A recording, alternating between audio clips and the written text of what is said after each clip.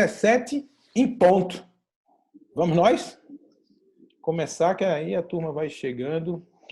Então, boa tarde a todos vocês. Né? O Instituto criou esse programa, né, que denominamos de ILMM Home Live. São lives gratuitas, é um compartilhamento do conhecimento com as melhores autoridades do país sobre os temas que se propõe a falar. Essa é uma live muito especial, não é? Por razões objetivas e por razão subjetiva. A razão subjetiva é o grande bem-querer que eu tenho pelo meu querido amigo Ivanildo Figueiredo, meu professor, meu amigo das horas difíceis, né? Aquele que a gente conta nos dedos. Ivanildo, muito obrigado. Ivanildo emprestou o prestígio dele, é o diretor da Faculdade de Direito, o vice-diretor da Faculdade de Direito do Recife, a nossa FDR. Eu vou já fazendo a apresentação para quem não conhece. A gente está falando hoje para pessoas fora de Pernambuco, embora Ivanildo já tem seu nome reconhecido nacionalmente, mas Ivanildo foi procurador do Estado, Ivanildo foi secretário com menos de 30 anos de idade, me corrija se eu estiver errado, Ivanildo, de Miguel Arraes de Alencar, secretário de Administração. Ivanildo foi professor da Católica, é professor da Universidade Federal de Pernambuco e atualmente tem o 8º tabelionato, uma serventia extrajudicial das mais referenciadas aqui no estado de Pernambuco. Ivanildo, muito obrigado. Sem você, seria difícil juntar esse time todo, né? E meu agradecimento. Professor Francisco Satiro, através do Ivanildo, conheci. O professor Satiro é doutor e professor de Direito Comercial da Faculdade de Direito de São Paulo, da USP, e é sócio de Satiro Advogados. Ele também é árbitro, tem livros publicados e é um querido também. E os dois, agora chegando, a professora Juliana Lossi. Seja muito bem-vinda a essa família, professora. E temos grandes amigos. É assim o jeitão do Instituto, tá? Obrigada. A professora Juliana é coordenadora técnica da FGV, Mediação, é presidente da Comissão de Mediação da OAB do Rio de Janeiro, membro do Comitê Gestor de Conciliação do CNJ, do Conselho Nacional de Justiça. Ao lado dela, aí na tela, né, nós temos o professor Guimarães também. Professor, seja muito bem-vindo. Espero receber os dois aqui em Recife, tá? Venham dar um passeio aqui, conviver um pouco conosco aqui em Recife, aqui no Instituto. O Instituto é eminentemente presencial, de direito, mas aí a vida nos impôs esse encontro maravilhoso à distância. Mas vamos brindar com um vinho aqui, convidados já os dois. O professor Márcio Guimarães é doutor em Direito, professor da Escola de Direito da Fundação Getúlio Vargas, no Rio de Janeiro. Não é?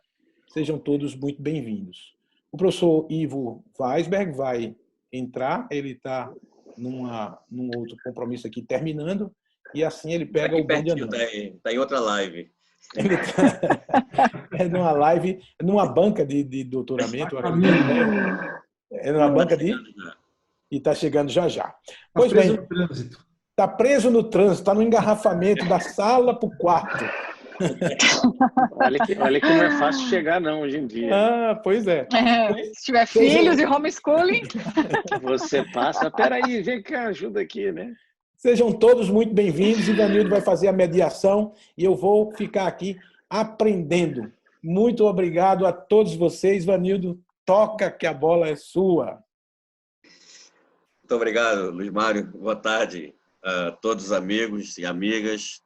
Nós organizamos com o apoio do Luiz Mário, porque ele tem essa plataforma já muito operacional, bastante conhecida. 0800, a gente trabalha com esse sistema aqui, já buscando fazer essa disseminação dos cursos e das palestras, das lives, nesse período difícil que nós estamos passando, né? E eu agradeço a você, Luiz Mário. Inicialmente, agradeço especialmente, né, os nossos convidados, né, aqui na sala, o professor Francisco Satiro, nosso querido amigo, né, professor, foi meu supervisor no pós-doc lá na USP, né, é uma das maiores referências no direito de recuperacional, do direito da insolvência brasileiro. Professor Márcio Guimarães, também meu amigo, meu colega, né, da Fundação Getúlio Vargas, colega de vários eventos, né, e vários colóquios que nós temos participado, né, nessa discussão já há algum tempo em cima da aplicação da Lei 11.101. Nós queremos agradecer e receber aqui a doutora Juliana Loz, né, que foi uma indicação muito feliz e competente do professor Márcio, do que ela pode ajudar e colaborar e se integrar, né, a essa discussão no plano da recuperação judicial, especialmente nessa questão que nós vamos ver a partir de agora, nesse desenrolar desse processo todo de revisão dos planos, dos processos de negociação, de mediação.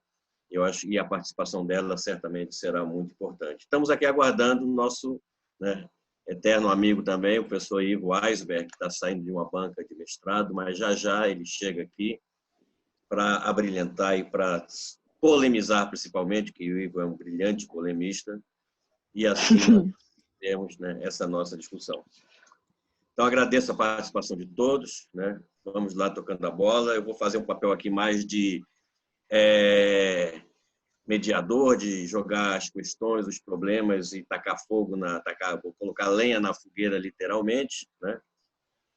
E a ideia dessa live, ela coincidiu, né, com a mesma data da live que a TMA está organizando daqui a pouco, às 17 horas, às 19 horas, digo, para não haver esse choque, né, que nós aconselhamos também, todos possam também acompanhar esse debate, que é um debate interessante sobre o projeto de lei, né, em tramitação no Congresso do deputado Leal, 1397, sobre a revisão da lei de recuperação judicial e a criação de um regime emergencial de renegociação, e que está lá coordenado pelo nosso amigo, né, doutor Luiz Fernando Valente de Paiva, presidente da TMA.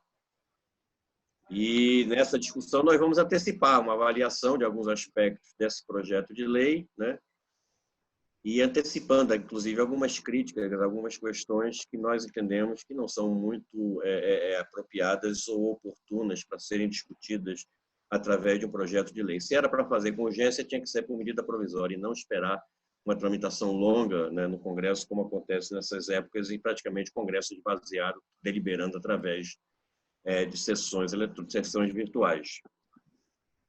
Mas aqui o que eu queria colocar logo inicialmente, como um ponto de discussão, para chamar o debate, já a manchete de hoje do caderno de legislação do valor econômico, né? Os tribunais se preparam para a grande demanda de recuperações judiciais.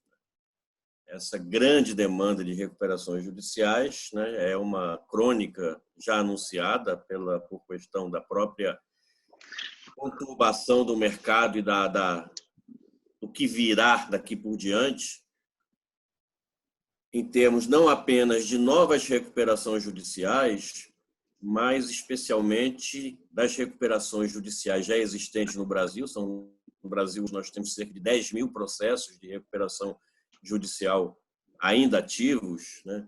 E praticamente existirá uma grande demanda de revisão desses planos de recuperação, da incapacidade, da impossibilidade, né, das empresas cumprirem seu plano, especialmente a partir, né, desse momento de suspensão, né, de paralisação das atividades econômicas, especialmente nos setores de consumo, de comércio, de serviços.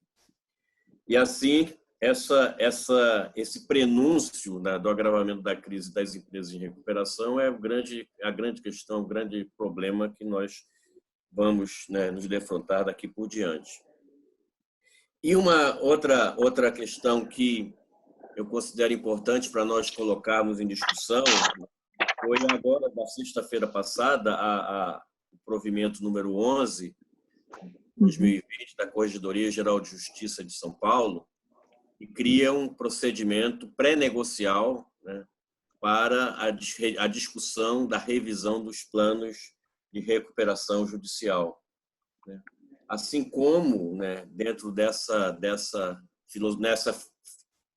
filosofia ou desse objetivo voltado para a revisão dos planos, também aquela recomendação 63 do CNJ, né, que até agora, né, como mera recomendação, não vem produzindo, pelo menos, os efeitos inicialmente esperados. Eu queria colocar inicialmente para a discussão, né, provocar o Satiro, mas eu acho que o Satiro deu uma saída do ar temporariamente, né? Por isso eu chamo logo o Márcio, para o Márcio fazer essa apresentação. Chegou, Satiro? Eu estou aqui, o vídeo desligou, mas eu estou aqui. Mas Você tá aí? segue com o Márcio. Segue com o Márcio até resolver o problema do vídeo. Tá certo. Então, jogo logo para o Márcio essa questão inicial, né, dessa expectativa de uma... pronto, o Satiro chegou, né? Ele estava meio ali na relação da imagem, né? Mas é uma expressão que eu ouvi do Satiro numa live da semana retrasada, que ele falava que nós estamos no olho do furacão. E acho que a expressão mais correta que eu vi até agora, entre todas aquelas que caracterizam, que procuram demonstrar a gravidade da situação atual, é essa. Nós estamos realmente num furacão, e um furacão interminável, aquele furacão que não passa, que fica no local e está abalando todas as bases da nossa economia.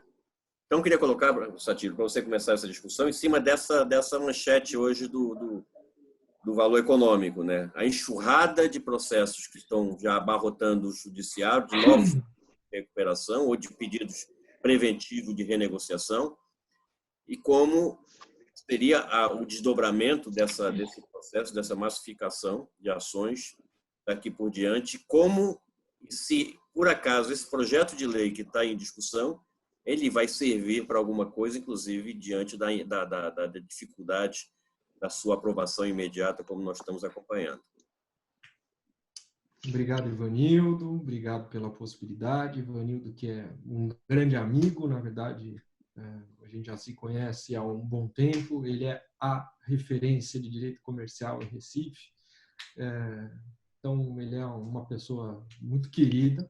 Quero agradecer também ao meu amigo Luiz Mário Moutinho, que é gente que faz incrível. Esse é um homem que realiza as coisas, ele não para, e tudo que ele faz é com qualidade e tal. É sempre um prazer, uma satisfação poder estar com amigos num evento organizado pelo Instituto Luiz Mário Moutinho, que já é uma referência em matéria de direito comercial no Nordeste. Queria cumprimentar meu grande amigo, aliás, antes, vamos fazer. Eu quero cumprimentar a doutora Juliana, para deixar, né? Eu quero cumprimentar a doutora Juliana, que conheci hoje, e dizer que é uma satisfação enorme. E agora, last but not least, meu grande amigo, Márcio Guimarães, que é o homem que a advocacia ganhou, a advocacia tomou do Ministério Público, né? Exatamente. Ele já era da Academia do Ministério Público e agora a advocacia tomou ele. É uma grande satisfação. Bom... De ouvir, Satiro, que é o exemplo de que a desestatização dá certo. Exatamente.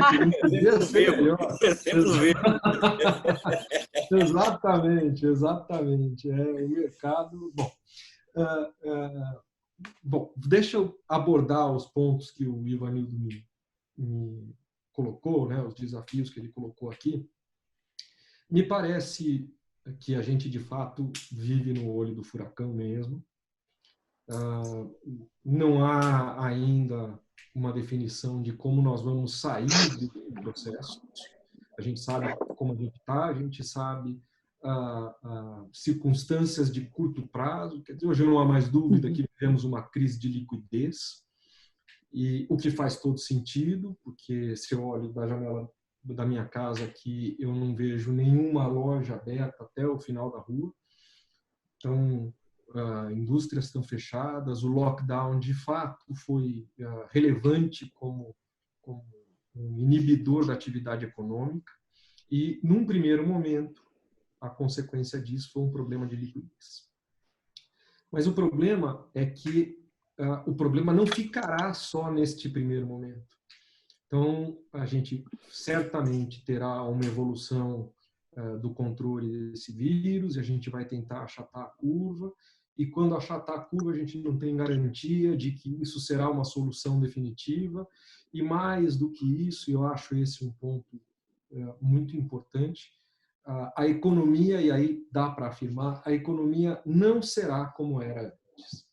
Então, não acredito que, mesmo que por um milagre acontecesse de que no dia 15 de novembro a gente tivesse o último dia de lockdown e tudo tivesse normal e a gente pudesse voltar às atividades, esse período de 2, 3 meses fechado vai fazer uma série de vítimas.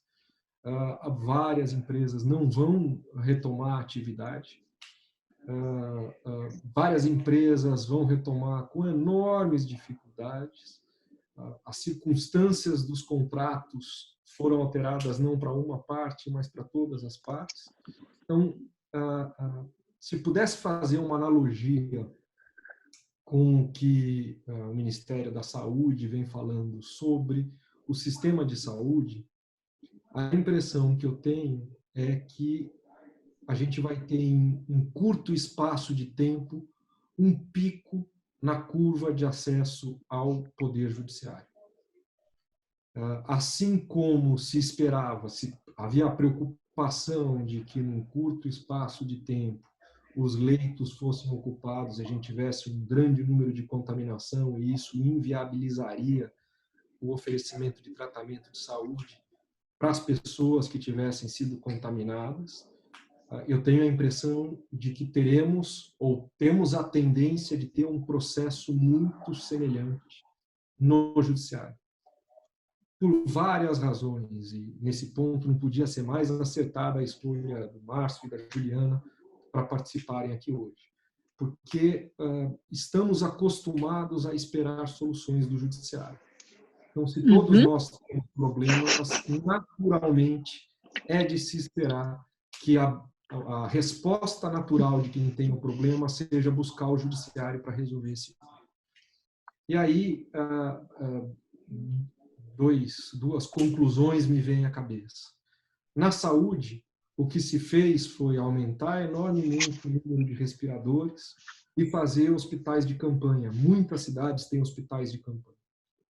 Para diminuir o número de pessoas que vão ocupar os leitos dos hospitais, principalmente os leitos de alta complexidade, e para tentar atender a um número grande de pessoas. E a minha pergunta é, qual é o hospital de campanha do Judiciário?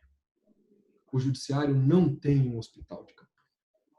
E nem acho que seja possível, na atual situação que a gente vive, imaginar, diferentemente do que aconteceu na saúde, que era simplesmente, mas era contratar mais pessoal e obter mais equipamento, me parece muito complicado tentar aumentar o número de pessoal e de estrutura e de equipamento e de juiz para fazer frente à quantidade de demandas que virão por aí. Então, acho que é necessário algum tipo de posicionamento que tente. Aqui não é nem a questão de achatar a curva, né? Porque na saúde o problema era achatar a curva, isso resolve o problema de saúde, porque possibilita o acesso ao tratamento para mais gente, mas agrava o problema econômico, porque é uma situação que demora mais tempo para passar, né? Então, se você achata a curva, há uma menor busca do sistema de saúde, mas por um maior tempo. Isso não resolverá o caso dos processos por uma razão muito simples, porque processos demoram muito. Processos são longos, são custosos, e nós vimos durante esse período todo, eu diria, dando pouca importância para o fato de que o judiciário é um recurso escasso. Então, a gente nota isso pela forma como se busca o judiciário, a gente nota isso pela forma como os advogados advogam e buscam os direitos, a gente nota isso pela forma como os juízes decidem. Os juízes eles fazem questão de participar, de ter uma participação ativa em muitos processos. Isso tudo tira a autonomia das partes, a autonomia aqueles que estão litigando.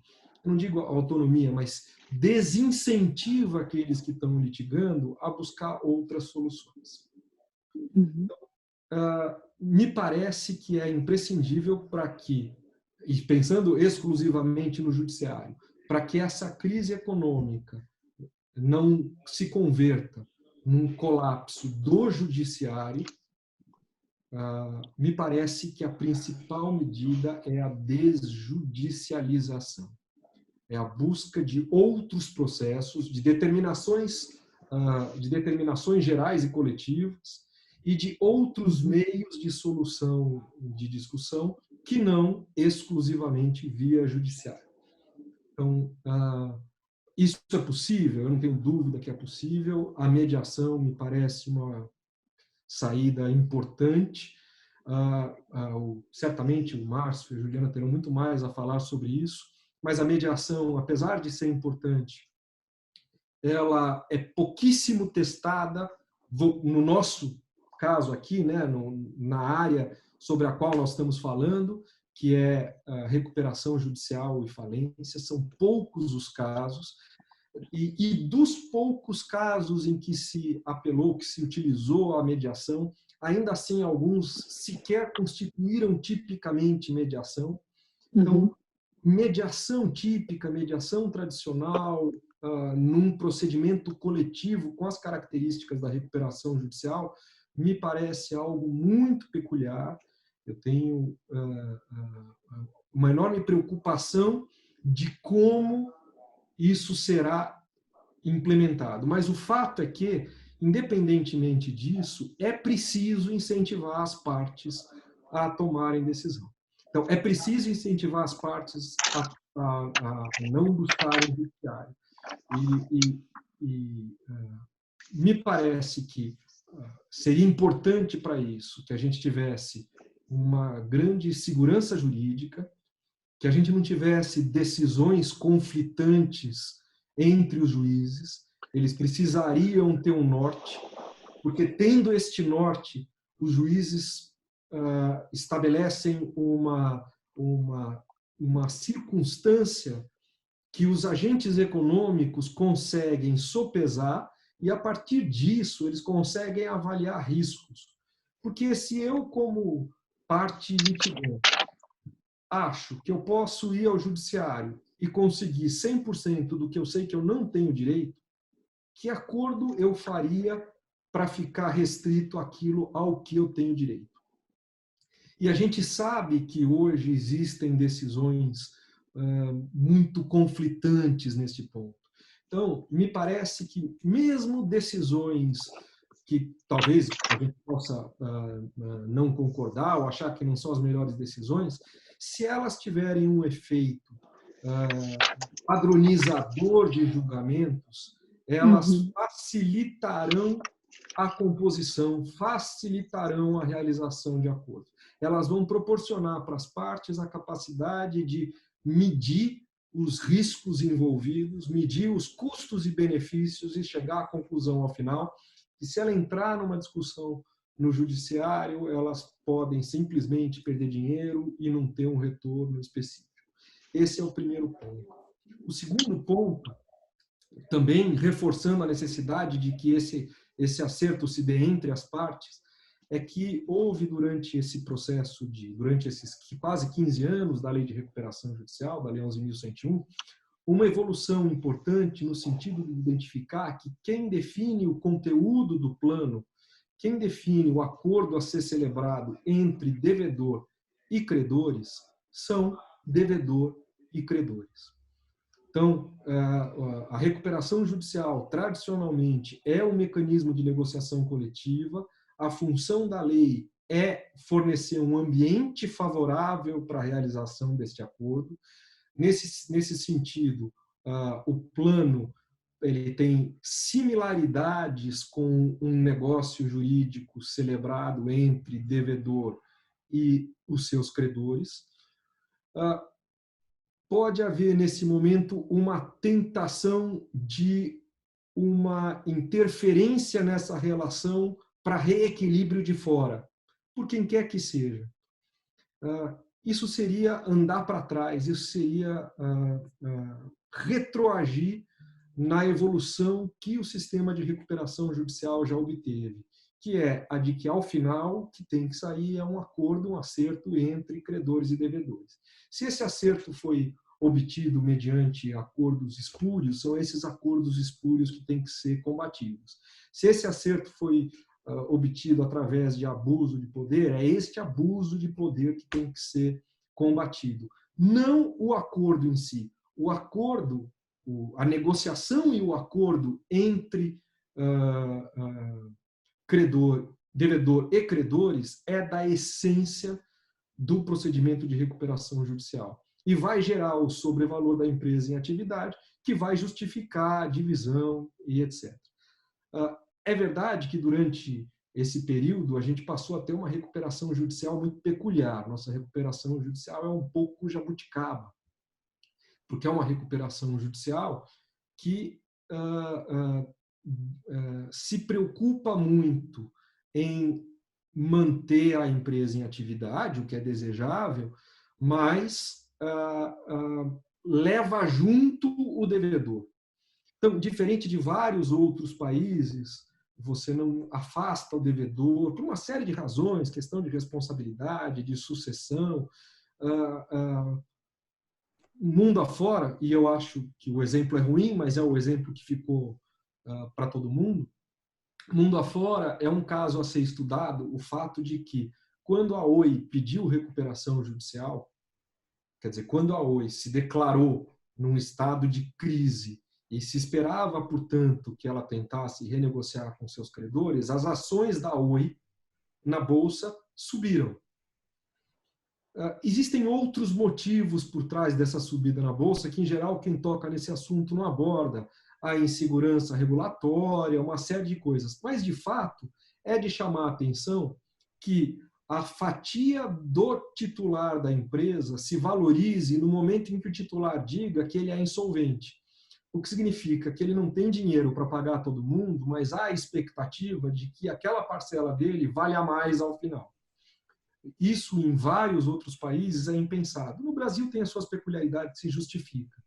Mas essas circunstâncias são circunstâncias que certamente vão ser pesadas no momento de solução desses problemas na crise. E o último ponto de contextualização, que eu acho importante, eu não tenho dúvida de que vai ser muito utilizada a lei de recuperação de falências, ela obviamente vai ser muito utilizada. Mas o primeiro ponto está se dando muita importância, merecida importância, à recuperação judicial e nenhuma importância à falência. Teremos muito mais falências do que recuperações judiciais. Há muito mais negócios que não vão continuar, e não adianta imaginar que algum procedimento vai resolver isso, porque economicamente eles morreram. Há muito mais negócios que não vão continuar do que negócios que vão continuar, principalmente entre micro e pequenas empresas. Não, isso é um fato. A gente tem pouquíssimas propostas de agilização de processos de liquidação, de eliminação. Não há nenhuma proposta de fresh start, a proposta de fresh start foi cortada do projeto, o que significa que, se a continuar desse jeito, a gente vai ter em pouco tempo aquela leva de empresários zumbis, empresários que vão começar a operar informalmente, porque eles precisam operar, porque eles são empreendedores normalmente. Então, eles vão operar informalmente, eles vão tirar dinheiro da economia formal, eles não vão gerar os empregos formalizados que se espera, o que é um grande, sem dúvida nenhuma, um grande problema. E a gente tem muito pouco sobre isso. E o segundo ponto é que, de fato, essa me parece, e é o que a gente tem ouvido por aí, né, que ela é uma crise com um caráter sistêmico. Então, diferentemente do que aconteceu até agora, quando um devedor em dificuldades consegue jogar parte do seu problema, pulverizar parte do seu risco, pulverizar parte do seu prejuízo, junto a credores que são capazes de assumir essa perda e seguir adiante, se todos estiverem na mesma situação, esta lógica não mais vai sobreviver. Então, não adianta imaginar que é possível salvar uma empresa e jogar o custo do salvamento desta empresa em outras empresas, porque essas outras empresas sofreram o mesmo problema que aquela que está em dificuldade. Então, sob meu ponto de vista, é preciso olhar a recuperação judicial sob uma outra ótica. Não mais, lembra, volto a dizer para vocês, já mostrei esses dados lá atrás.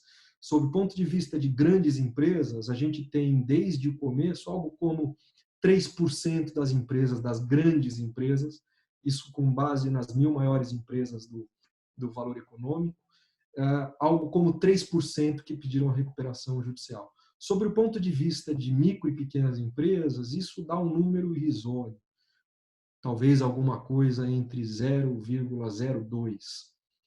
Por quê? Porque são empresas que têm problemas localizados dentro de um mercado que, bem ou mal, tinha seu rumo. Neste momento, o que a gente vai ter é boa parte destas empresas sofrendo o mesmo problema econômico. E esse mesmo problema econômico, que é a crise do coronavírus, se refletindo em problemas financeiros. Então, diferentemente do que acontecia antes, salvar uma empresa aqui, assim como definir quem vai usar o respirador, pode significar matar outras empresas mais viáveis por falta de respirador. Não há respirador para todo mundo, porque não há dinheiro para todo mundo. Há a expectativa de uma queda de PIB de 5,3%, um PIB negativo de 5,3%, o que é uma violência. Né? Se isso acontecer, o estudo da Álvares e Marçal de hoje diz que a gente vai ter, nas mesmas condições que a gente tinha antes, e não são as mesmas condições, a gente deve ter nos próximos 4 meses 2.400 pedidos de recuperação judicial, que é um número parecido com o que a gente teve no ano passado inteiro.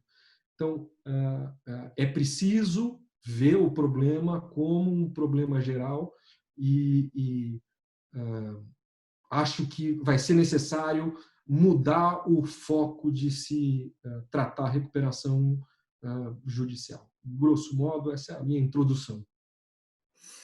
Perfeito, professor Satiro, perfeito. Muito lúcida a abordagem e essa comparação com a própria crise da saúde, ela procura explicar exatamente como se dará, como resultará esse crescimento maciço de novos processos de recuperação, como da revisão dos processos existentes. Aqui nós temos a honra de receber aqui o nosso querido professor Ivo Eisberg, que atrasou-se um pouquinho, estava aqui na sala do lado, numa banca lá da PUC, mas logo em seguida eu gostaria de passar a palavra para o Ivo, porque o Ivo vem participando, como também o Satiro, dos grupos que discutem a reforma da Lei 11.101, do projeto, tanto do projeto da 10.220, como agora do próprio relator, o deputado Hugo Leal, esse projeto, digamos assim, emergencial, que deu entrada na Câmara, não começou a discussão, há 30 dias que ele nem tramita, está praticamente parado, não foi nem distribuído ainda. E o próprio judiciário, como o Satiro colocou no início, teria que dar algum balizamento para a uniformização, né, de certas diretrizes, né, de encaminhamento desses novos processos, de tratamento dos processos existentes, né. Então, gostaria de ouvir do Ivo, né, como é que o judiciário pode dar esse balizamento, como, por exemplo, tentou se fazer com a recomendação 63 do CNJ. Eu vi numa live da Escola Paulista da Magistratura, recentemente, um juiz da capital dizendo que aquilo era uma mera recomendação, que não iria servir para resolver os problemas concretos dos processos em si. Então, eu queria saber do Ivo, nesse mato que nós estamos literalmente sem cachorro, ou seja, sem uma solução, perspectiva à vista, de que modo o judiciário pode atuar, né? Como, por exemplo, nesse último provimento da Corregedoria de criar um sistema de mediação prévia de renegociação de contratos e processo de recuperação. Como é que o judiciário vai se portar diante do esgotamento da sua capacidade? Como ele vai uniformizar esse tratamento? E também perguntar a você, que é um advogado especialista também não na matéria apenas da recuperação judicial, mas da extrajudicial. Será que a extrajudicial em si, ela ressuscitaria para exercer um papel mais importante a partir dessa crise da pandemia, Ivo? Boa tarde a você. Bom, boa tarde, Ivanildo. Está me ouvindo? Ouvindo, bem. Então, beleza. Boa tarde, Ivanildo. Eu queria comentar aí também a Juliana, meus queridos amigos, o Satiro e o Márcio. Pedir desculpa pelo atraso, mas a gente estava fazendo uma banca virtual e houve um problema sistêmico e a banca atrasou um pouquinho. Coisas da quarentena, mas graças a Deus acho que eu cheguei aqui. Não consegui ouvir tudo que o Satiro estava dizendo aqui, peguei só o finalzinho. Mas indo aqui para tentar colaborar com a sua ponderação, Evanildo, eu acho assim, o judiciário, na minha opinião, e eu acho que não é culpa do judiciário, eu não sei qual foi a analogia que o Satiro usou, que você mencionou aqui com a questão da saúde, mas eu acho que tem uma analogia muito possível, que do mesmo jeito que a saúde, uma das grandes preocupações se saturar o sistema de saúde, quer dizer, não ter hospital para tratar as pessoas, o hospital não conseguir dar o trabalho qualitativo necessário, não querendo comparar o direito com a questão de saúde, mas é o que vai acontecer aqui no judiciário, já está acontecendo pelos estudos, pelos jornais, etc. Ele disse que o judiciário não tem como fazer hospital de campanha. Não, o judiciário não tem como fazer hospital de campanha. Eu sabia que você ia concordar comigo, Ivo. É isso aí. Já concordei. Você viu como eu sou diferente das pessoas normais, né? Não ouvi, já concordei, mas as pessoas não leem e não gostam. Mas tudo bem. Eu acho o seguinte, tem que ser feito alguma coisa. Não dá, e de novo, aqui não é crítica ao judiciário. Quer dizer, uma enxurrada de ação vai deixar o judiciário sem conseguir responder. Fora isso, você vai ter uma situação em que cada cabeça é uma sentença, cada estado é um tribunal, e você vai ter destinação diferente para a mesma situação jurídica de vários empresários, devedores e credores. Então você vai ter, além da crise econômica, do problema de saturamento do judiciário, um problema de instabilidade, porque você, em qualquer posição contratual que você esteja, credor ou devedor, locador ou locatário, prestador de serviço ou contratante de serviço, você não vai saber muito para que lado ir. O judiciário vai estar... Eu tenho no escritório, estou acompanhando casos de outros escritórios aqui no judiciário, pelos jornais também, por curiosidade, decisões diversas sobre o mesmo assunto já acontecendo. Seja na área de RJ, um dá stay para um plano novo, o outro não dá, um evita decretar a falência nesse momento, o outro vai lá e decreta, um permite uma assembleia nova, o outro não permite, quanto no mundo da revisão contratual. Um deixa pagar menos aluguel, o outro não deixa, enfim, decisões conflitantes, contraditórias e estáveis.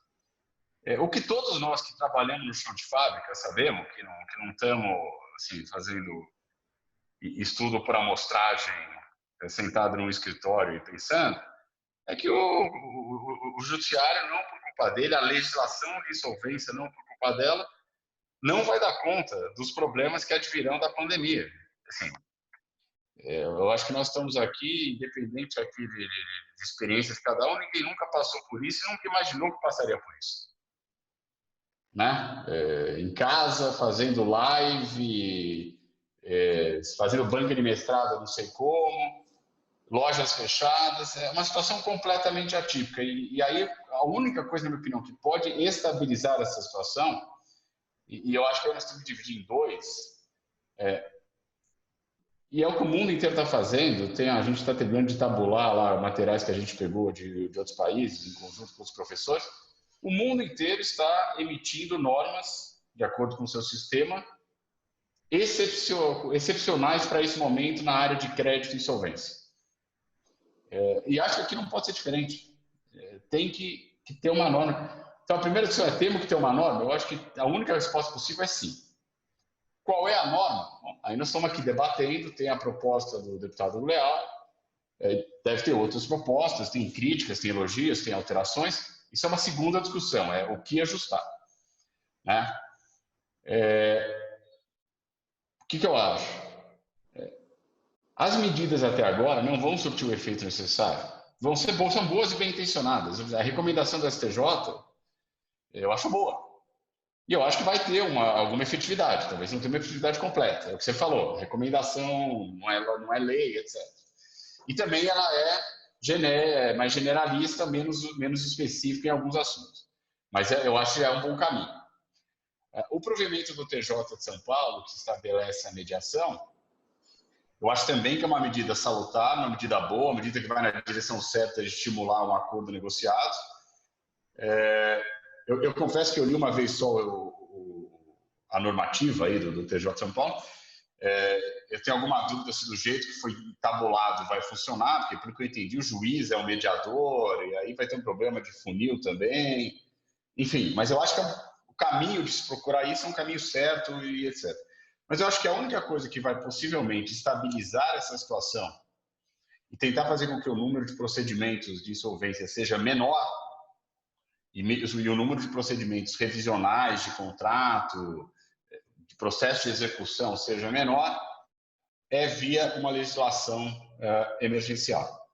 Essa é realmente a minha crise. Eu escrevi isso logo no começo da crise, antes de, aí, com muita honra, colaborar na elaboração desse projeto, que o Márcio também colaborou, e outros professores, advogados, assessores e tal, um grupo grande, desse projeto emergencial, que tem um pouquinho de cada um. Eu tinha escrito um artigo que eu publiquei até no LinkedIn na época, né, no meu LinkedIn, que eu ia mais longe. Eu falava: gente, tem que ter um processo que o final seja até uma ação revisional coletiva, não só uma RJ, eventualmente. Do juiz decidir: olha, então, esse cara, nos contratos dele, de acordo com a área, vai ser A, B ou C e tal. Não tem nada a ver com a área de insolvência. Isso vai ter a ver com a questão do afogamento do judiciário. Então, a minha proposta inicial, além da questão da insolvência, era um processo negocial que culminasse eventualmente com uma ação revisional coletiva. O contratante revisando conjuntamente vários contratos até que fizesse sentido econômico. Mas nós acabamos caminhando com o PL 1397, que vai, na minha opinião, sujeito a vários ajustes. Eu acho que estão aí para isso. Eu tive com o Satiro na TMA, várias das sugestões da TMA. Obviamente que agora está no Congresso, ninguém sabe se vai ser implementado ou não, mas tem, por exemplo, a minha simpatia, já disse isso, acho que é do Márcio também, vários pontos.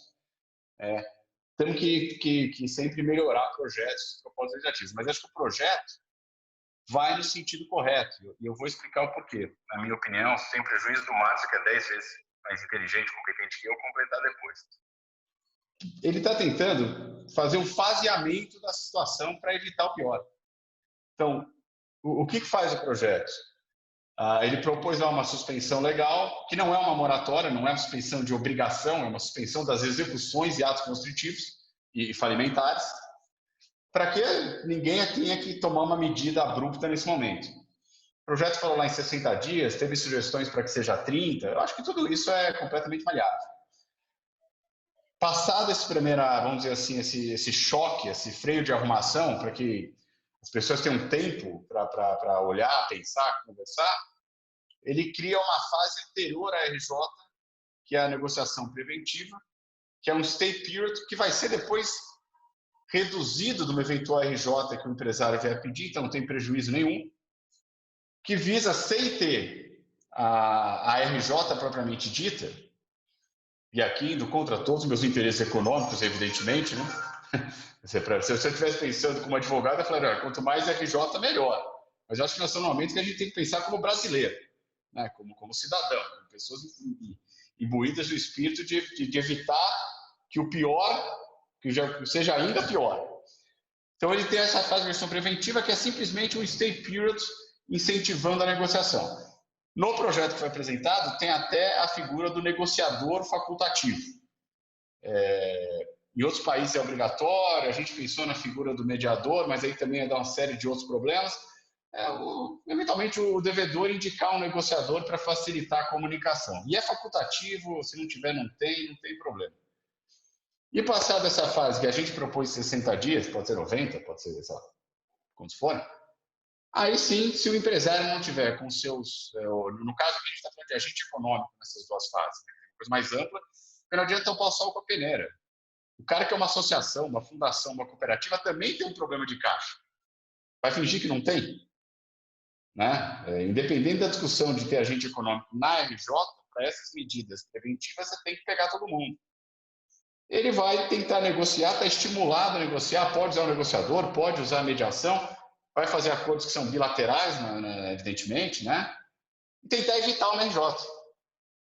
Bom, aí o cara não conseguiu se resolver na suspensão legal, que é uma freada de arrumação. O cara não conseguiu se resolver nesse stay period que ele ganhou sem ter que entrar em RJ, sem ter que receber o carimbo, sem ter que ter o custo de entrar em RJ, sem ter que pôr todos os credores num... E vai para RJ, que vai descontar o período que ele já suspendeu da negociação preventiva. Então, eu estou faseando para ver se eu consigo deixar coisas antes do judiciário.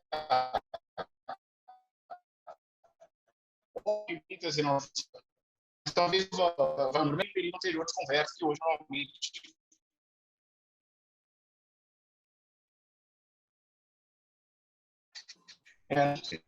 Essa é a primeira visão do projeto, que é fasear para evitar, como falei, os prazos, etc. Tudo isso o projeto é apresentado para ser discutido. Agora, tem que discutir de forma construtiva. Né? Se você é contra porque você é contra, não tem discussão. Se você é contra porque precisa ajustar alguma coisa, tem que se ajustar. A segunda parte do projeto vai para onde? Vai para melhorar. Não é melhorar, é ajustar o procedimento que existe para esse período de calamidade. Porque senão não vai adiantar. Então eu vou falar por cima algumas coisas. Primeiro, estimular a recuperação extrajudicial. Diminuir o quórum de 60% para 50%. Diminuir a exigência de entrada. Eu não preciso chegar com ela pronta, eu posso chegar com uma adesão parcial.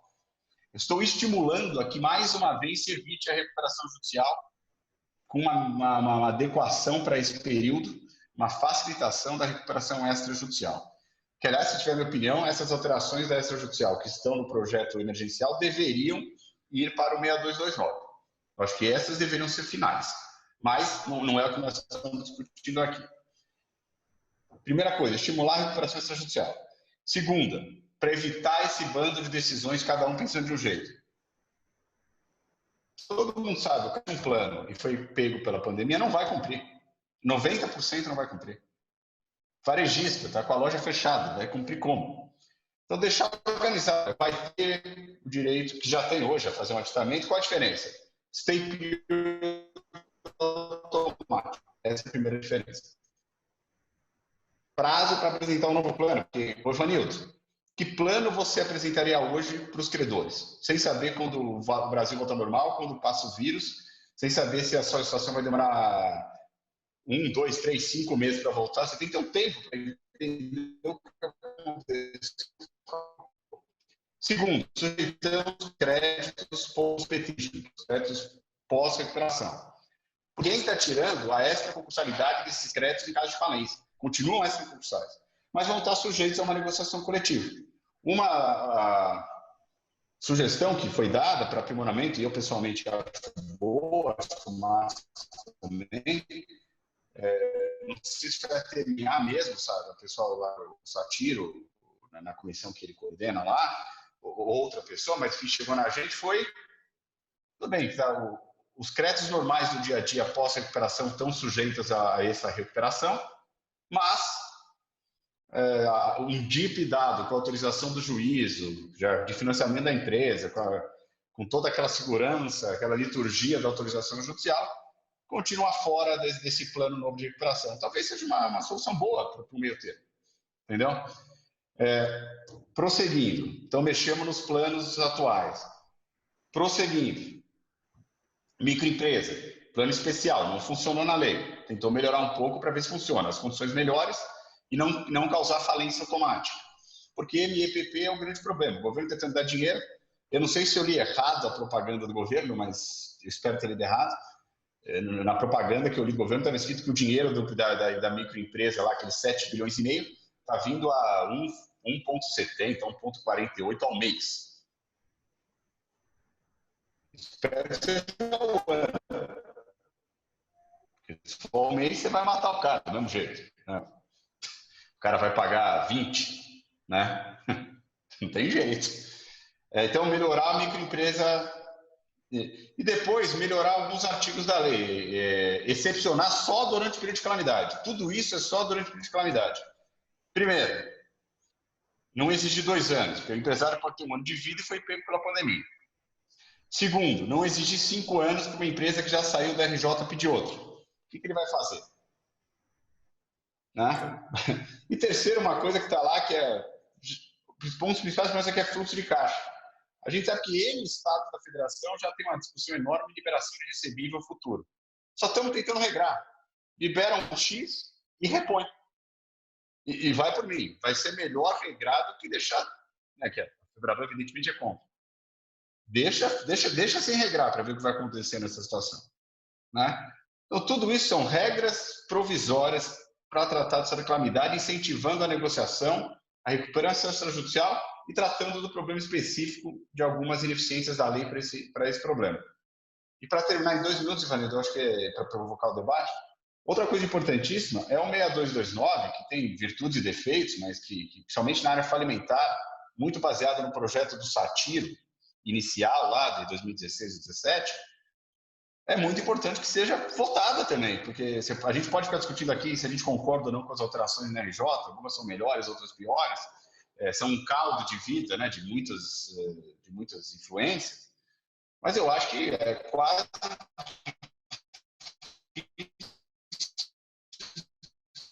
concordar que a parte alimentar investimento melhora muito. Então, 6229 vai durante a vida delas, as falências também. Seria importante continuar o debate, voltar para o Senado, enfim, ser melhorado, não tem que ser melhorado, mas ir para frente. Muita coisa. Né? E até o First Start, que o Satiro falou, não está no PL emergencial, porque imagina se coloca. Eu até sou simpático a ideia. Mas o PL 6229, pelo menos, tem uma espécie de Fresh Start. Não a ideal, mas tem algum Fresh Start. Por isso também deveria vir ao lado.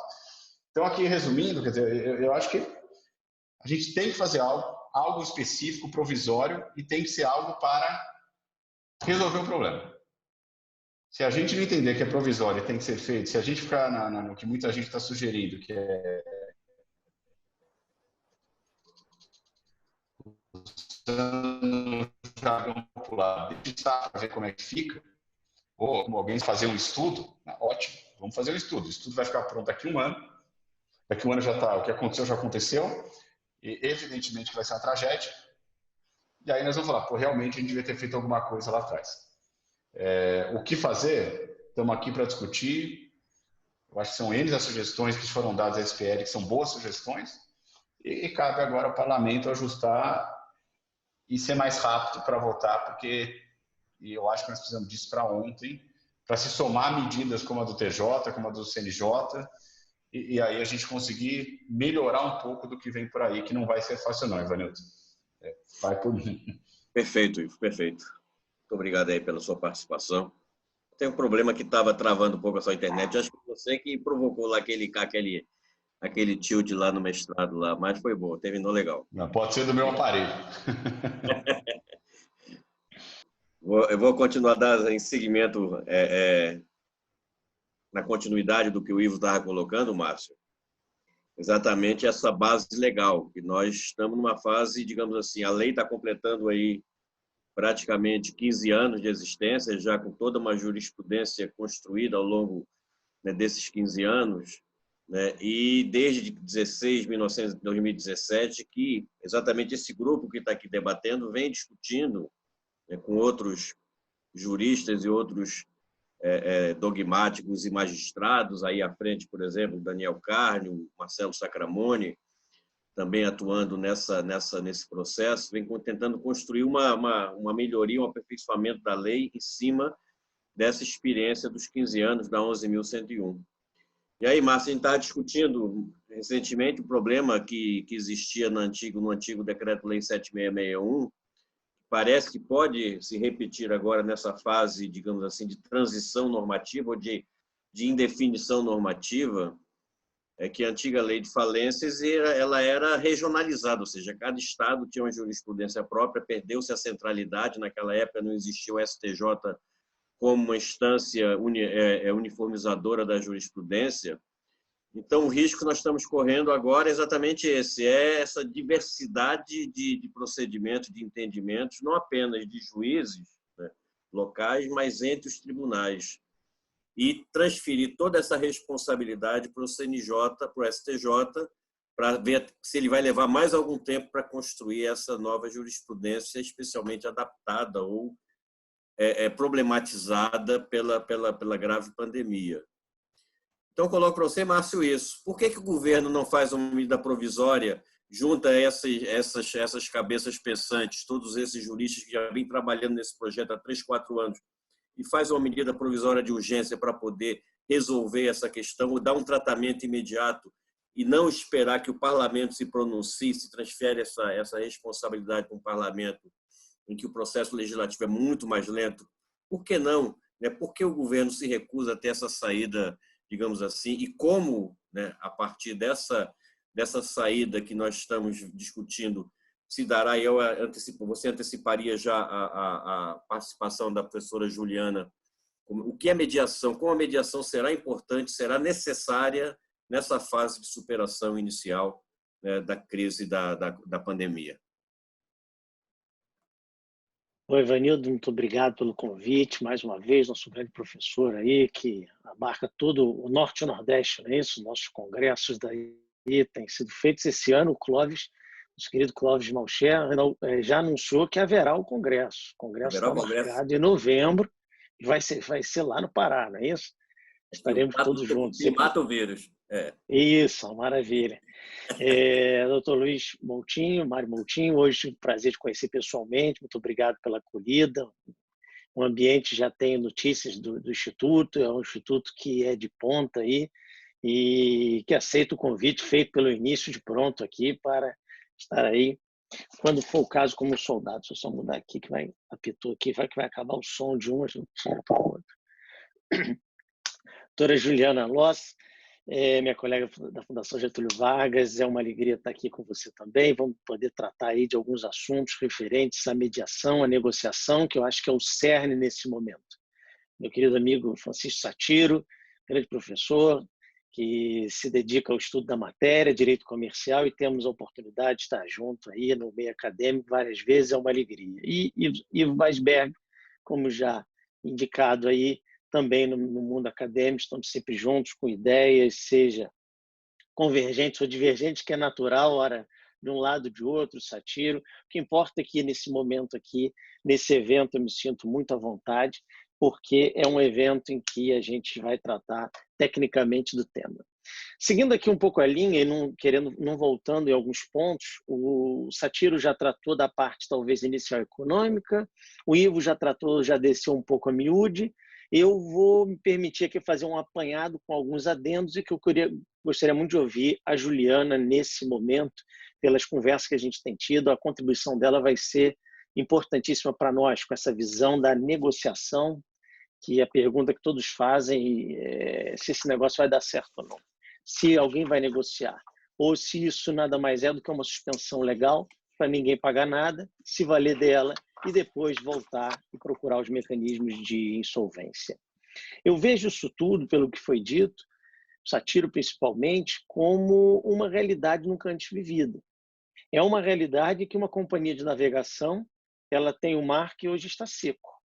De uma hora para outra, o mar secou. Ela não pode colocar o navio para navegar. Não há a menor possibilidade. Então, o que o Ivo disse, existem companhias de recuperação judicial com seu plano aprovado, já iniciando o cumprimento, cujas lojas estão todas ou praticamente todas situadas em shopping centers.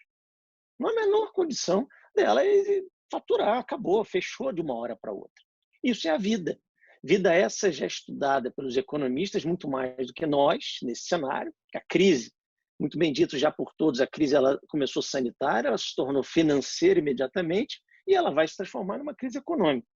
Assim já dito, Lawrence Summers, de Harvard, disse que o relógio, o tempo financeiro é o de agora. O tempo econômico parou. A gente não sabe o que vai acontecer quando houver a retomada e quando as atividades voltarem a se desenvolver.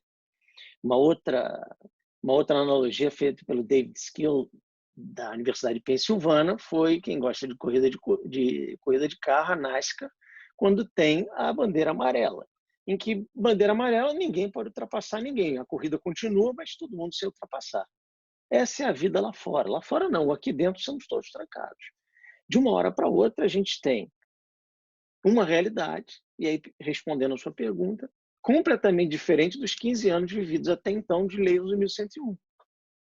Completamente diferente de tudo aquilo que se construiu na jurisprudência. Eu assisti agora, antes de iniciar, houve um webinar com o ministro Ricardo Cueva sobre o agronegócio e ele falando sobre o PL, ele disse claramente, não está nem nas entrelinhas, está lá no webinar feito pelo Instituto de Justiça e Cidadania, que acho que ficará aí no ar. E ele dizia, as pessoas elas devem buscar a autocomposição. As pessoas devem buscar a negociação.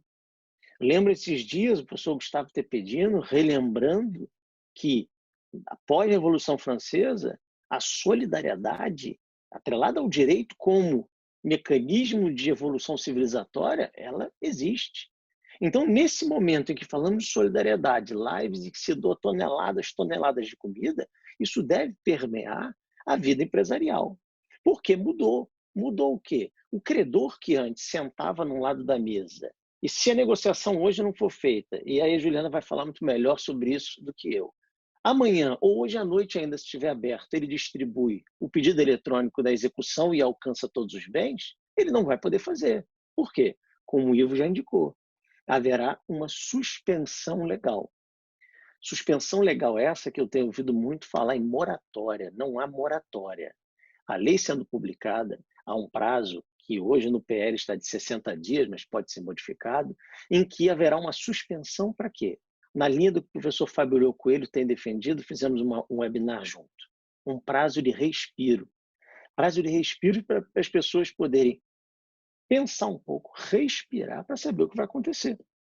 Porque a realidade é uma só. Está fechado, o cadeado foi posto na porta. Ninguém pode faturar. Passado esse momento, ou concomitantemente, poderá haver uma negociação. Não havendo a negociação nesse momento, em seguida, parte-se para o mecanismo da negociação preventiva, tem a interferência do judiciário em razão do stay. A eficácia dessa negociação no passado ela pode ser muito questionada no Brasil. A cultura do Brasil, cultura nossa, eu digo muito sala de aula, a cultura dos nossos alunos qual é? A Faculdade de Direito. Não nós, na Escola de Direito na FGV não, a gente tenta mudar. Mas nós todos somos formados samurais, guerreiros imortais. Alguém entra no seu escritório e tem que sair de lá com uma petição inicial ou com uma procuração assinada. E aí os próprios advogados às vezes dizem o seguinte, olha, se não for assim, eu não tenho como cobrar os honorários, eu tenho que ter uma inicial distribuída. Se eu negociar, o cliente vai achar que não foi bom. Mas a mentalidade ela vai mudando, ela tem que mudar, porque não adianta distribuir inicial e receber honorário X em 10 anos, receber hoje X sobre 10. É muito melhor receber hoje X sobre 10, você vai girar aquilo ali, vai entrar direto. Então essa é outra mentalidade. Paramos para pensar um pouco. Para pensar o seguinte, olha, é verdade, tem a Lei 11.101, ela tem uma experiência, mas ela se presta para o caso concreto.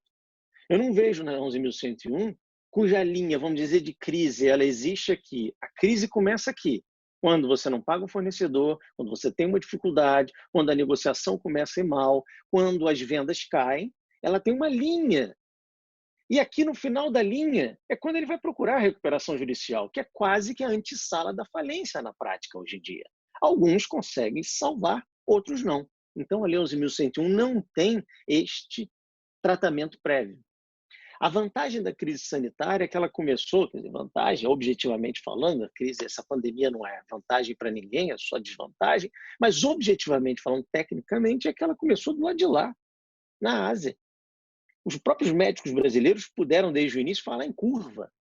E no Rio de Janeiro, hoje em São Paulo, nos locais, a gente está vendo exatamente o que eles disseram. 30 dias, vocês vão ver. E a gente está vendo o que ocorreu hoje, as fotos, as imagens de Manaus, o que está sendo feito lá. Então, essa curva de lá a gente viu.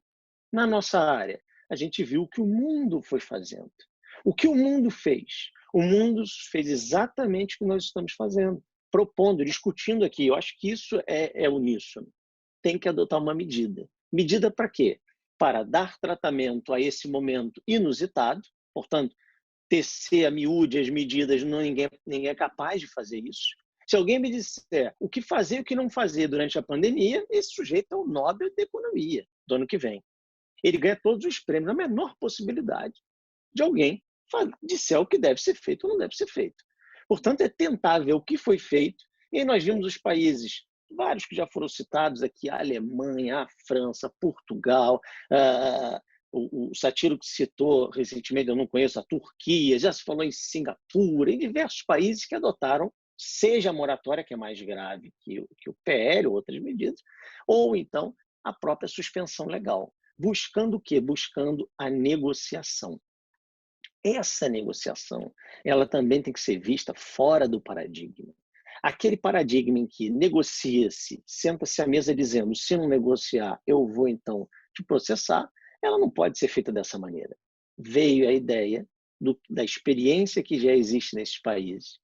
A Europa tem uma diretiva europeia, a diretiva 1023 de 2019, unificando os mecanismos de negociação europeus, muito focada no país precursor que foi a França, na figura de um mandatário ad hoc, que é um negociador. Lá eles têm o mandato ad hoc e a conciliação. Os artigos L611-3 e L611-4, os seguintes do Código Comercial francês. Esse mandatário ele é indicado pelo devedor, o juiz pode aceitar ou não, sendo que, se o juiz não aceitar, o devedor pode indicar outro. Então, um mecanismo que me parece muito coerente, porque ele faz um check and balance, um equilíbrio entre ambos, escolha ou não, muito interessante. Não adianta, e aí já deixo até para a Juliana, tratando da provocação dos tribunais de justiça com medidas louváveis de buscar uma alternativa de conciliação, de mediação, de negociação, em que sejam impostos mediadores. Mediadores que façam parte. Eu compreendo que às vezes você tem já um regramento, é mais difícil para o tribunal, mas você impor um mediador não adianta absolutamente nada. Porque na mediação empresarial, ainda mais na nossa área, ele tem que ter confiança, primeiro, do devedor, segundo, do credor. Eu ouvi gente dizendo, mas aí o devedor vai trazer o seu negociador? Ele já vem viciado. Quem disse? Se ele sabe que se o negociador dele vier viciado e ligar para o credor não vai nem atender a ligação. Ninguém é obrigado a mediar. Então, um mecanismo que você tem que convencer o outro que tem alguém bom. Por exemplo, nessa tela aqui, eu vejo todos podem ser mediadores. São pessoas conhecidas, são pessoas renomadas, são pessoas respeitadas, sérias, que um telefonema de qualquer um dos que estão na tela será respondido. Já o doutor Moutinho, que está na magistratura, ainda mais sairá. Quando sair, poderá lá ser um grande mediador. Por quê? É pela respeitabilidade. Esse é o caminho. E a abrangência, o alcance. O alcance, a gente tem dados no Brasil que 99%, dados do Sebrae, das pequenas e microempresas são a 99% das sociedades existentes, das empresas, como se diz, são MEs e EPPs. Então, são esses aí os mais necessitados. Acredito sim, Satiro, que a falência vai passar como um furacão. Aliás, acredito, inclusive, que muitas não vão nem reabrir. Eu vejo aqui já tapumes no meu bairro. Tapumes, pessoas que já deixaram, já foram embora. Aliás, já tem pessoas anunciando, né, que não reabrirão jamais. Restaurantes famosos, tradicionais, bares tradicionais, que não reabrirão. Então, nessa linha aqui, a falência, sim, ela já existe, 11.101, vai ser bem aplicada. O que eu vejo, o equilíbrio é difícil? O devedor não vai pagar, aí o credor vai quebrar, o outro vai quebrar. O devedor é o devedor de amanhã. Né? Na crise de 2008, ficaram famosos 2 adágios. Um foi too big to fail, né? Lá do Lehman Brothers, isso é grande demais para quebrar, não pode quebrar. E o outro qual foi? Eu sou você amanhã. Então, esses 2 adágios são muito importantes. Agora, como é que vai equilibrar nesse curto espaço de tempo? Verificar quem vai ser alcançado, quem não vai ser alcançado. É melhor, pelo menos a alternativa me parece, o mundo fez isso nos dá um certo conforto, deixar, suspender, dar um prazo para respirar e depois levar adiante. Para quê? Para ele adotar as melhores medidas. Tanto que o projeto vai para negociação e depois o projeto caminha para quê? Para mitigar, e nesse ponto eu acho que está muito feliz, porque são pouquíssimas as críticas, mitigando requisitos para se ingressar em recuperação judicial, em recuperação extrajudicial. O último ponto ali, que não foi tocado, é interessante, é a abrangência para o agente econômico. A abrangência para o agente econômico o ministro Cueva disse agora no webinar também, com precisão, ele só é válido para a suspensão legal e a negociação. Então, é um prazo curto, porque muitos estão falando que isso vai dar um alcance muito grande. Ninguém está abrindo a RJ pessoalmente, sabe? Eu tenho uma obra publicada, participamos juntos, em homenagem ao professor Manuel Justino Bezerra Filho. O meu artigo é Ultrapassada a Teoria da Empresa. Sou completamente contra, mas de lege diferendo.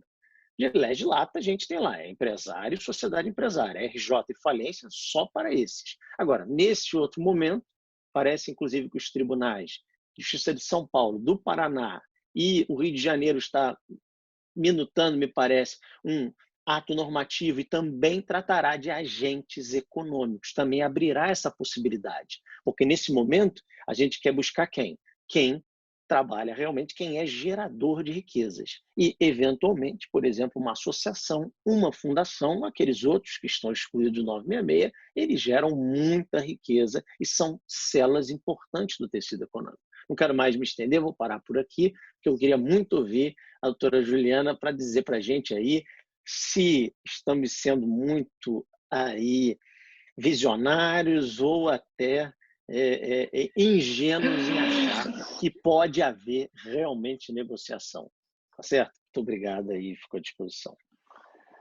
Doutora Juliana, pode prosseguir aí na sua análise sobre a aplicação desse processo de mediação dentro dessa situação caótica, ou quase que de desespero total na atividade econômica, né, que é uma situação completamente inexistente do ponto de vista da previsibilidade, como o Ivo colocou, e se realmente esse mecanismo que ainda efetivamente não rendeu resultados assim muito amplos na área econômica, como é que nós podemos reaprender a negociar dentro dessa situação que nós estamos passando? Boa noite já, né? Então, já boa noite aqui, quem está nos acompanhando aí, os meus colegas, o Ivo, o Ivanildo, o Márcio, o professor Francisco Satiro, e falar do Instituto, né? Não conhecia, e é bom porque agora eu tenho mais conteúdo de recuperação de empresas para acompanhar, e aí do Nordeste, que é um lugar que eu tenho muito, muito carinho, especialmente pelo pessoal do Tribunal de Pernambuco, que está bem à frente aí na questão da mediação, posso dizer porque eu conheço bem. Antes de começar a falar, a gente já conversou muito sobre isso, né, Márcio? Eu já recebi uma pergunta aqui muito boa, que a pergunta é o seguinte: posso começar por essa pergunta, que aí a gente vai desenvolvendo. Eu acho que é uma pergunta que muitas pessoas podem se fazer. Eu vou tentar fazer justamente, né, as minhas ponderações, vou tentar ser breve, em cima de dúvidas que eu acredito que as pessoas tenham, né? E não são ponderações que são a verdade, são ponderações de uma pessoa que trabalha com isso na prática, né? Não quer dizer que são são a realidade. Não sei se é o bom ou se é o ruim, mas é o que eu acredito que seja mais pragmático, tá bem? Vou dar sempre aqui a minha opinião e dizer quando eu não sou majoritária. A pergunta era o seguinte, diz respeito ao sigilo, né? O sigilo das negociações. E a pergunta é uma negociação, é uma mediação, que a gente está falando dentro aí do processo previsto no PL, é uma conciliação, o que é isso, né? E isso é importante fazer essa distinção logo no início, não por purismo, porque, no fundo, isso aqui eu falo com tranquilidade, a mediação, ela nada mais é que a negociação facilitada por um terceiro. Então, esse terceiro mediador, no nosso ordenamento jurídico, há pouco tempo, há 5 anos, nós temos uma regulamentação específica sobre mediação. Antes não tinha essa palavra, só tinha em resolução do CNJ. Então, da mesma forma que a gente está falando aí, vocês estavam comentando da recomendação, né?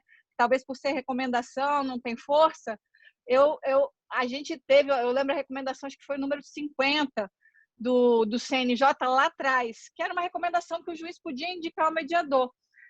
Surtiu grandes efeitos? Não, mas foi uma abertura, uma possibilidade para aqueles magistrados, para aqueles profissionais que queriam inovar e não se sentiam confortáveis o suficiente.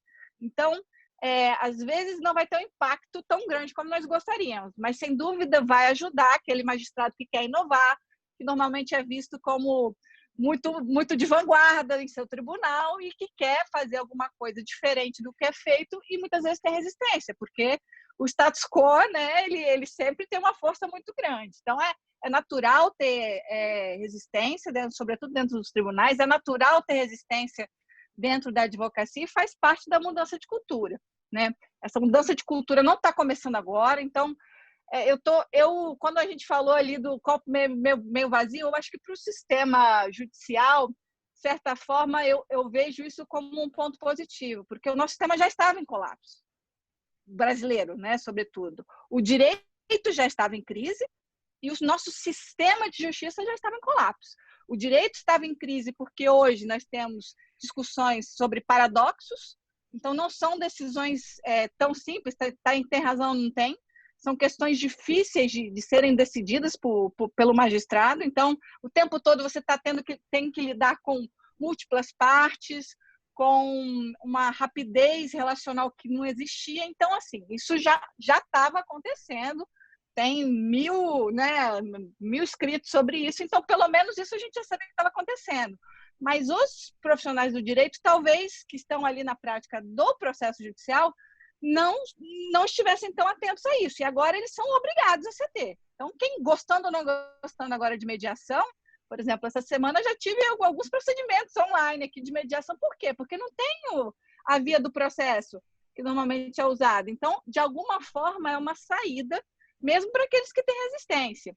E aí a distinção entre negociação e mediação vai ser essa. Eu vou colocar um terceiro que tem a capacitação. Se eu estiver no meio extrajudicial, ele tem que ter uma capacitação, tem que ter um conhecimento, mas a lei não especifica qual é o tipo de capacitação.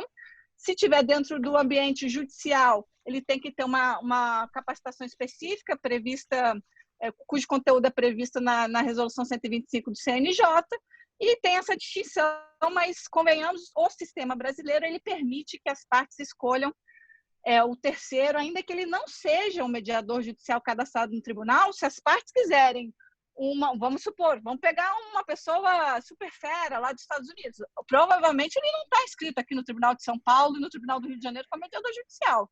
Mas, naturalmente, se ele tem a confiança das partes e tem a capacidade de ajudar essas partes a chegar a um acordo, por que não? Então, já existe essa possibilidade. A mediação ela não é algo imposto, por mais que alguns magistrados eventualmente possam pensar ou outras pessoas possam interpretar dessa forma, não tem como você obrigar alguém a negociar, né? Eu posso obrigar até a sentar lá da primeira vez para ouvir, se colocar dentro do processo, mas não a continuar dentro daquele processo. Não tem como eu forçar um acordo. Isso é aqui em qualquer lugar, né? Então, quando a gente fala de... não existe, eu não acredito que vai existir uma obrigatoriedade, uma vinculação da indicação do mediador por parte do magistrado. É claro que, e aí eu vou trazer um dado da prática, na prática, hoje, a gente não tem cultura de solução negociada. Então, é muito positivo quando o magistrado ele tem a iniciativa de indicar para a mediação, se às vezes ele tem um NUPEMEC dentro do tribunal, que é o núcleo que cuida da política de solução consensual dentro dos tribunais, ou ele próprio já tem costume, por exemplo, na área de recuperação judicial, é uma área muito específica, então não é tão comum que os mediadores tenham conhecimento para compreender o cenário, né? Você vai falar stay paired para um mediador, ele fala, oi, o que é isso? Porque ele não precisa nem necessariamente ter formação jurídica, e mesmo que tivesse, né? São quantos advogados nós conhecemos que não têm conhecimento algum dessa área, que é uma área muito especializada. Então, essa indicação do magistrado pode ser muito positiva nesse sentido, dele já conhecer alguém que é de sua confiança, que tem um histórico positivo, e indicar. Agora, essa indicação jamais pode ser forçada. Na minha opinião, essa interpretação que eu faço do CPC, da nossa lei de mediação, da resolução 125 do CNJ, e acredito que seja essa a visão da maior parte das pessoas que trabalham nessa área. Diferente da negociação, a mediação ela tem a proteção da confidencialidade. No entanto, aqui, dentro da recuperação judicial ou da falência, eventualmente, se tiver processo de solução negociada com o mediador, essa confidencialidade ela pode ser mitigada, seja pelas partes. Porque, por exemplo, pode acontecer, eu já tive situações assim, mesmo em mediação, tem o princípio da confidencialidade, uma parte dizer, não, eu quero ter certeza que esse acordo que nós estamos fazendo aqui, ele vai ser firme depois. Então, eu quero passar pelo MP, eu quero passar pelo juiz, eu quero que todos os outros credores vejam, porque eu quero ter a tranquilidade de que esse acordo permanece. Então, é um interesse, muitas vezes, das partes, que não exista essa confidencialidade, mas o processo de mediação, em regra, ele é confidencial. De negociação, não.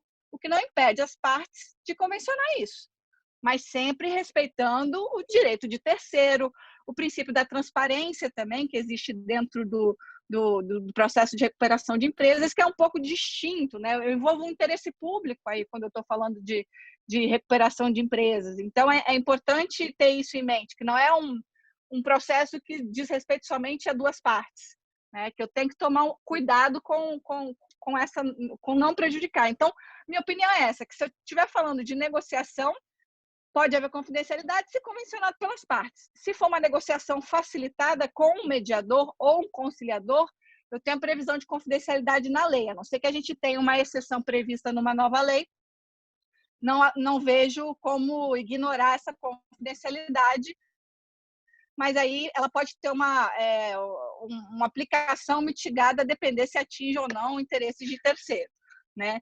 Isso é importante porque é um caso diferente dos que a gente está acostumado a tratar. E partir dessa distinção, então, negociação quando eu tenho duas pessoas ou várias pessoas tentando encontrar uma solução direta. Mediador quando eu tenho terceiro. Qual a diferença do mediador para o conciliador? Eu estava comentando com o Márcio que eu detestava a conciliação, né? Eu sou jovem, mas quando eu comecei a estagiar no escritório e eles me mandavam, o primeiro trabalho que eu tive, eles me mandavam como preposta para aquela maratona de audiência de conciliação, juizado especial, e eu achava aquilo a maior perda de tempo do mundo, né? E continuo achando. Por quê? Porque a gente tinha aquela peixe de chegar lá, você tem proposta ou não? Gente, isso eu posso falar pelo telefone, eu posso mandar um e-mail, posso perguntar, hoje posso mandar um WhatsApp, né? Então não tem... Era uma sensação muito ruim de desperdício de recurso de homem-hora, do juiz, se fosse com o juiz, ou do conciliador, da estrutura física do tribunal, enfim, do atraso que isso pode gerar no processo. Eu sempre tive horror, mas acabei caindo pela negociação na mediação e entendi que sim, serve para alguma coisa ter esse terceiro ali, esse terceiro não é planta, e muitas vezes ele permite que negociações que estão travadas possam se desenrolar. 90% das vezes das mediações judiciais que eu trabalho, as partes e os advogados, agora está mudando um pouquinho, porque agora os advogados acabam se repetindo um pouco, né? Alguns escritórios já provocam muitas mediações, então eles acabaram se especializando nesse know-how de trabalhar em processo negocial. Então, já tem gente na frente, né, que trabalha já com isso, então não vai ter mistério. E aí é interessante porque normalmente eles chegam, ninguém chega achando que vai sair acordo. Ninguém chega achando que vai ser ótimo. Ao contrário, a maioria chega achando que não vai sair acordo, que não tem jeito, que se tivesse já tinha saído. E de fato, né? Assim, às vezes você tem uma banca. Outro dia eu estava num caso que tinha 3 bancas daquelas assim, uau, de cada lado. E aí você fala, por que não saiu o acordo? E ninguém sabe. Ninguém sabe, porque falta de preparo não é, mas às vezes são detalhes muito sutis que dificultam a negociação. Já tive caso do advogado não ir com a cara do advogado que representa, ou não gostar da forma que fala. Tem situação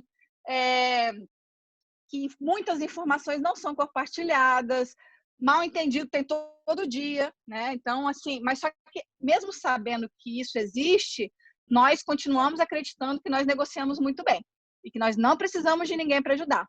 Então, se você é uma pessoa que acha que você negocia muito bem e não precisa de ninguém para ajudar, eu vou dar uma outra razão para você ir para a mediação nesse ponto. Eu tenho a possibilidade de contar com um terceiro que tenha confiança da outra parte para organizar o processo. Eventualmente, dentro da mediação, eu posso ter encontros privados só com o mediador. Então, eu tenho um caso, por exemplo, de uma grande empresa que a tomada de decisão é escalada, todo mundo sabe, é difícil você chegar numa outra esfera de tomada de decisão. Se eu tenho um mediador que é respeitado, que é neutro, que pode ir até essa empresa, muitas vezes você faz reuniões com todo mundo que toma decisão ali, porque está todo mundo ali, por exemplo. Então, é mais fácil. Outra coisa, a abertura de informação para o mediador é completamente diferente. Se eu tenho a perspectiva de discutir judicialmente alguma coisa, muitos advogados, muitas partes acreditam que vão se fragilizar se disserem que estão interessados em negociar. O que é muito pouco verdade, né? Ao contrário, a ideia é justamente que você possa aproveitar esse processo para preparar o seu caso. E preparar o seu caso, inclusive, com a informação não só que o seu cliente trouxe. Porque é o que eu estava falando com o Márcio. O seu cliente traz uma parte dos fatos. Aí chega lá, daqui a pouco você está vendo um e-mail chegando com outra coisa que ele não tinha te contado, com uma informação que ele não sabia que tinha acontecido, com tanta coisa nova que você não podia prever. E se você não podia prever, existia uma assimetria de informação que não te permitiu tomar a decisão correta, se é bom ir para o judiciário ou não. Então, a mediação, ela permite isso. E ela é muito produtiva para esse uso de reuniões privadas, né? Eu acho que esse ponto é um ponto fundamental, que a negociação, por melhor que sejam os negociadores, quando eu tenho muita informação frágil de lado a lado, isso pode acontecer. Com o mediador, há uma abertura muito maior. E o mediador... então como é que a pessoa te conta uma informação que você não pode compartilhar? O que você faz, então? A gente tenta resolver sem ter que compartilhar essa informação, e muitas vezes é possível. Então, isso é importante, você ter um aliado que está buscando a solução do problema. Outra coisa, que marca, que organiza, que é o chato, né? Que ele tem um interesse só, como diz o Aldir Passarinho, que trabalha muito comigo em alguns processos, ele diz, vocês têm o interesse de vocês, mas eu tenho interesse que esse processo vá para frente. Ou seja, que seja produtivo. Então, é interessante porque, eventualmente, em alguns momentos da negociação, as partes seguram resposta, não respondem de propósito ou não. Em outros momentos, elas jogam muito. Então, assim, isso tudo fica muito mais difícil quando é um processo mediado, porque o mediador faz teste de realidade, o mediador ajuda a ter uma visualização única do contexto fático. Então, ajuda bastante, realmente. Eu posso dizer, né, estou vendendo o meu próprio peixe, mas é porque eu acredito nele e vejo isso acontecer todos os dias. Assim, ninguém chega achando que vai fazer acordo. Ninguém chega achando que precisa de alguém. Talvez nem precisa do processo de mediação, né? Então, acho que esse é um ponto importante. E, para finalizar, não sei se eu estou passando muito do tempo, porque eu falo muito aí, vocês, por favor, puxem minha orelha virtualmente.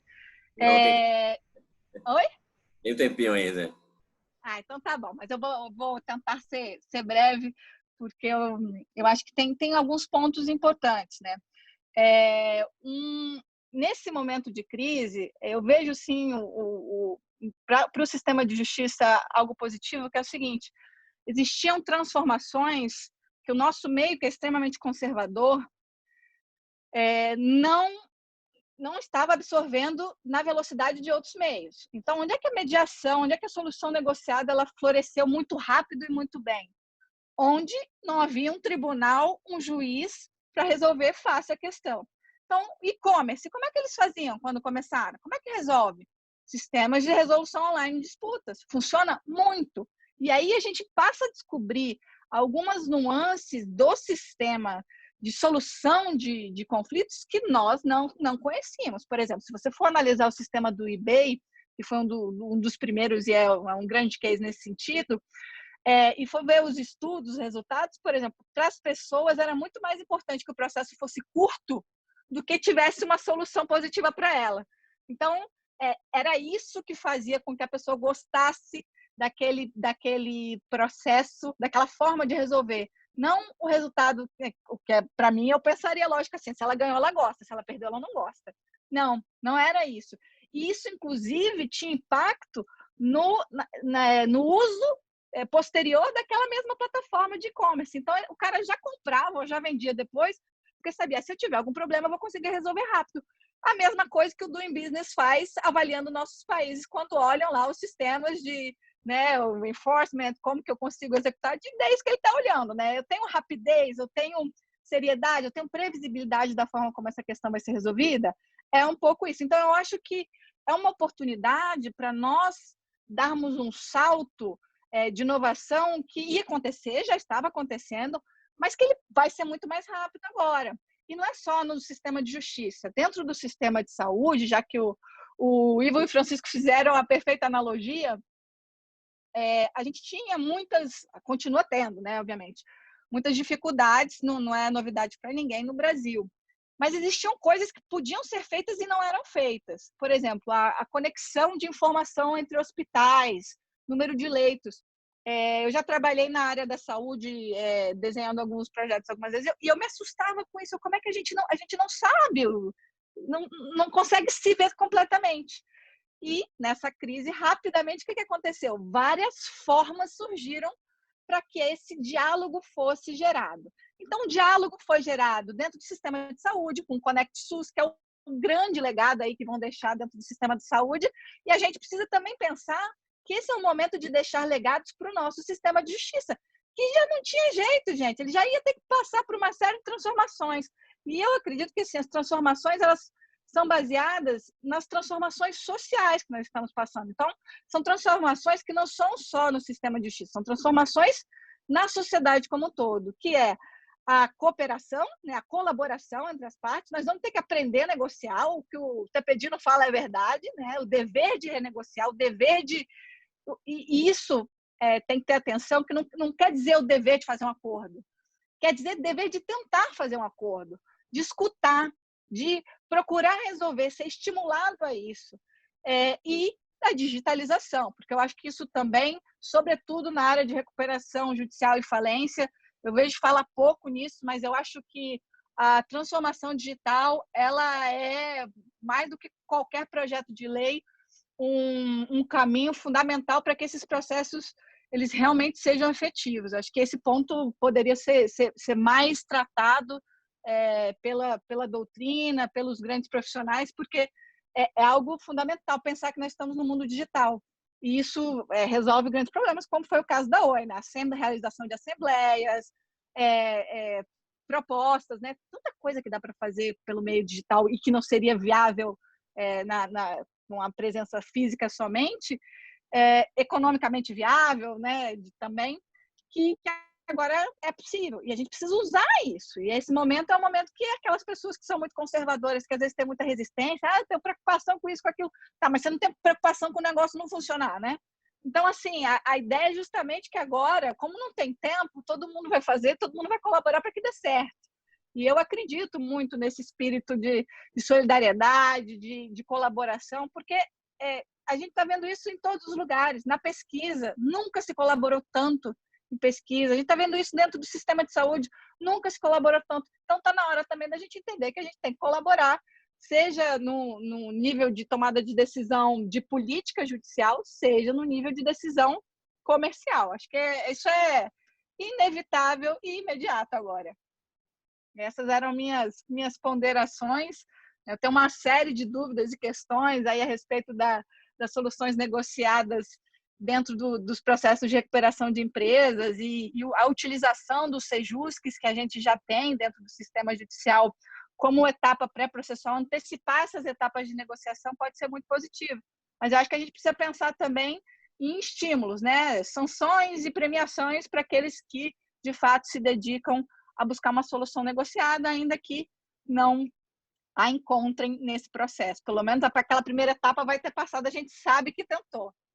Eu agradeço aí ao Márcio e a todos a paciência de ouvir, né? Alguém de outra área que vem aqui trazer uma visão positiva, talvez, dessa crise toda e compartilhar, né? Vocês compartilharam tantos conhecimentos aí que para mim é importante para a minha atividade. Muito obrigada.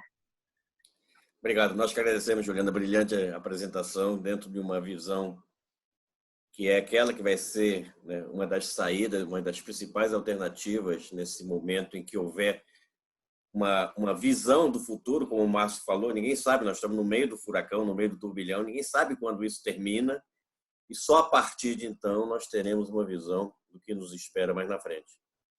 Então eu tenho aqui, vou passar a palavra para a despedida de todos. Eu tenho aqui a agradecer imensamente a participação de vocês, Juliana, do Ivo, do Satiro, do Márcio. Acho que foi um debate muito interessante, muito produtivo, muito rico em termos da amplitude das discussões, né? E acredito que todos os nossos amigos e amigas que estiveram aqui presentes, né, acompanhando, né, essa discussão, essa live, né, aprenderam e tiveram a oportunidade de também refletir sobre essas percussientes questões, né, que foram aqui colocadas. Eu passo, então, a palavra ao professor Satiro para suas impressões finais, né, e depois aos demais os nossos debatedores. Muito obrigado, Ivanildo. Bom, antes de mais nada, eu novamente agradecer a possibilidade de ter participado desse encontro que me trouxe tantas ideias interessantes e novas. E como última colocação, última palavra, até concordando com o que disse o Márcio e com o que disse o Ivo, eu não tenho dúvida de que é necessário algum tipo de medida nesse momento para tratar da situação de caos que a gente vai viver. Mas essa medida precisa ser muito bem vista, ela precisa ser muito bem avaliada, sob o risco de que, ao invés de resolver o problema, ela sirva como uma anestesia que não só não melhora, como dificulta o restabelecimento do doente depois. Não estou dizendo que esse é o caso do projeto de lei. O projeto de lei tem coisas muito boas, outras coisas talvez menos boas sob o meu ponto de vista, e algumas coisas que talvez pudessem ser acrescentadas, outras retiradas, e eu acho que a oportunidade de discutir é que é importante, né? Nesse momento, o que importa é ter um caminho, né? Ter um norte que seja algo que dê conforto para todo mundo, de que, de fato, a gente está caminhando em direção a uma solução. É a hora de unir esforços, é hora de louvar quem já sentou e já queimou neurônio para tentar achar algum tipo de solução, mas é a hora também de, quando se cria esse tipo de solução, é a hora de ouvir os outros lados e ouvir. Eu não vou falar críticas, porque não é uma questão de crítica, é uma questão de posições a serem consideradas para que se chegue a um bom termo. O objetivo de todo mundo é que a gente sofra o mínimo possível com a crise que vem aí pela frente. Então, agradeço mais uma vez a oportunidade de poder dialogar com todo mundo sobre isso. Obrigado. Nós que agradecemos, Satiro. Ivo, suas impressões finais, por favor. Obrigado, Vanessa. Eu também agradeço aqui a participação, cumprimento os outros todos, foi muito proveitoso. Eu acho que o Satiro, não tiro a razão do que o Satiro falou, de que a medida que for tomada tem que ser bem calibrada. Eu só acho que é mais fácil a gente tentar fazer alguma coisa no timing correto do que tentar fazer a coisa perfeita no timing errado, porque ela não adianta. Então, eu acho que tudo tem que ser aperfeiçoado, mas é preciso remar para que seja feito logo. E fazer um pequeno comentário aqui, estou ouvindo a Juliana falar toda a questão de mediação, negociação, coisa que eu 100% de razão para ela, mas as pessoas veem a recuperação judicial, eu não estou virando para o nosso tema, mas mais como que a Juliana está dizendo, como um exemplo de litigiosidade. Eu acho que é exatamente o contrário. A recuperação judicial é o maior exemplo de negociação do sistema legal do Brasil. Todos os planos são aprovados por acordo. E a litigiosidade vem de ser uma negociação coletiva em que há N partes, N credores, N interessados, e sempre alguém reclamando de algo, seja o devedor, seja um dos credores, e discussões que às vezes acabam mudando algum leverage negocial e por isso elas são tidas, mas não tem um exemplo na legislação brasileira de uma utilização do instrumento negocial tão eficiente, tão sucesso, quanto é a recuperação judicial. Isso, 15 anos fazendo isso, negociando por várias partes do plano de recuperação, é a minha mais honesta visão. Se tem uma coisa que trouxe a negociação para o centro da questão judicial até, foi a recuperação judicial, com todos os problemas que a Lei 11.101 tem, um efeito ela conseguiu. Fazer com que as pessoas sejam os assuntos negociando, ainda que com alguma briga lateral que tenha influência, mas não existe uma decisão, em 99% dos casos, do juiz sobre isso. Existe um acordo de concessões e que tem a peculiaridade de que uma das partes decide pela maioria e, portanto, tem insatisfeitos também. Com isso, eu agradeço o Ivanildo e parabenizo por ter providenciado aí, promovido mais um debate sobre um assunto tão importante. Obrigado de novo, meu amigo. Obrigado, Ivo. Márcio, as suas considerações finais. Liga o microfone. Acho que agora foi. Obrigado, Ivanildo. Obrigado a todos. Satisfação muito grande participar desse evento. E aqui concordo 100% com o Satiro, que a base da ciência é a ignorância. E a gente está sempre aprendendo. Quando a gente parte disso, depois de toda a evolução histórica, como a gente viu hoje, sempre aprendendo, pensando, analisando aqui. Eu deixei de responder uma pergunta, que é por que não foi feito por medida provisória? E a resposta é muito simples, não tem a menor ideia. Eu fui demandada, o que aconteceu foi o seguinte, o deputado Leal, que vem acompanhando já o PL 6229, depois 10.220, muitos envolvidos, ele se sensibilizou com a questão de forma muito rápida, talvez essa seja a razão, nunca tinha pensado, ele de forma muito rápida se sensibilizou. Final de março, meados de março, começou-se uma intensa conversa para que esse PL fosse elaborado, junto já com o Ministério da Economia, sempre presente, está aí, de repente, a razão do governo presente. Ele foi desenvolvido, apresentado, e as tratativas, as conversas não se encerraram, como nós estamos fazendo aqui, e na tramitação, mesmo ganhando aí, eu não sei se hoje a ser votado o regime de urgência, se foi aprovado para ele, mas esse é o caminho para que vá adiante. Por outro lado, a medida provisória, eu vi uma das perguntas aqui, a gente está achando que a medida provisória é o ato do rei, e já foi demonstrado por algumas vezes que não é. Isso gera uma instabilidade jurídica infinitamente maior. Baixa-se uma medida provisória, do jeito que sai, da ideia do governo, bate no Congresso Nacional, a gente está vendo aí, elas não estão sendo aprovadas. Elas estão sendo reeditadas, elas estão sendo retiradas. Então, o momento político deve pesar, e aí não é meu caminho, não é minha praia. Minha praia é, como a de todos nós aqui, é a técnica ciência jurídica. Talvez essa seja aí uma das razões. E aproveitando aqui o gancho do Ivo e da Juliana, o que eu queria deixar de encerramento era o seguinte: concordo plenamente que a negociação na recuperação, ela existe, ela é o principal exemplo do direito brasileiro. Mas na recuperação, a gente não tem negociação preventiva no nosso sistema jurídico.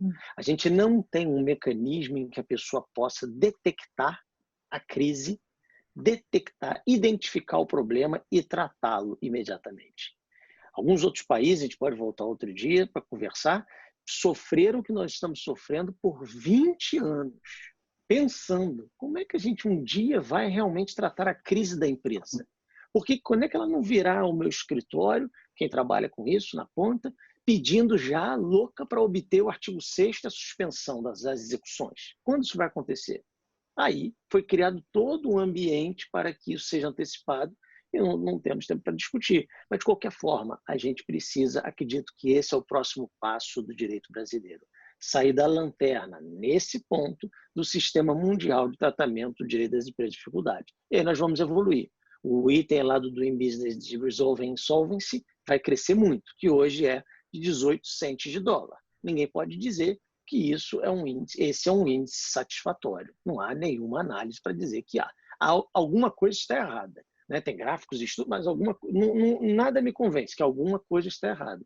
E o que está errado, na minha visão, não é o sistema aqui de tratamento, como a França, de judiciário. Isso está certo. A GC, Teoria dos Jogos, 100% aqui dentro. É a crise, o tratamento anterior da crise. E é aí que a gente tem que buscar. Bom, parabéns pelo evento, obrigado pela acolhida aí e fico sempre à disposição de todos. Obrigado mesmo, Márcio. Juliana, para as suas considerações finais. Eu agradeço também as ponderações, concordo, Ivo, que é o primeiro exemplo. E você sabe que, curiosamente, no projeto de lei, antes da gente ter uma lei de mediação, tivemos 4 projetos de lei, demorou para ter uma lei de mediação no Brasil, acho que era o artigo 3º, o artigo 5º, que definia no que podia se aplicar a mediação, e tinha uma vedação ao uso da mediação nos 2 lugares em que assim, são mais óbvios para mim de ser aplicado, que era nos processos de recuperação judicial e falência de empresas e na área de família. Aí você fala assim, tá, justamente nas hipóteses em que a decisão judicial não vai ser a solução, ainda aqui dentro do judiciário, né?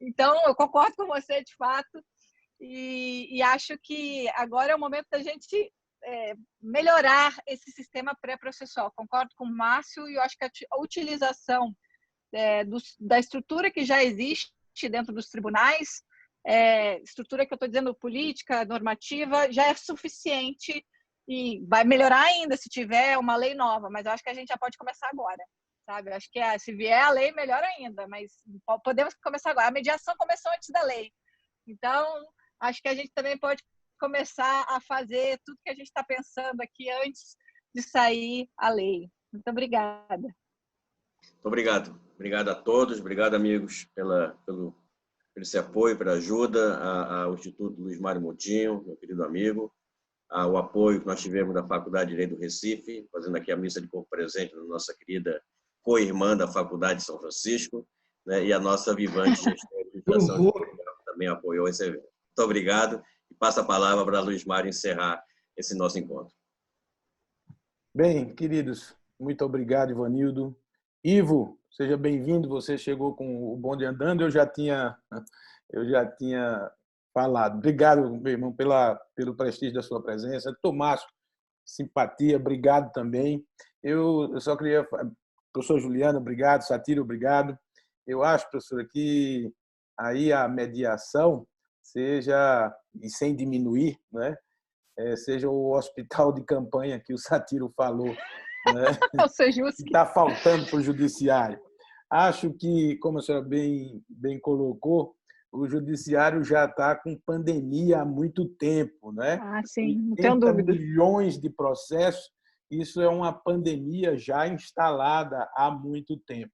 Temos uma pandemia, amigo Ivo, no sistema de justiça, que é a pandemia principiológica. Ela gera muita instabilidade, muita insegurança.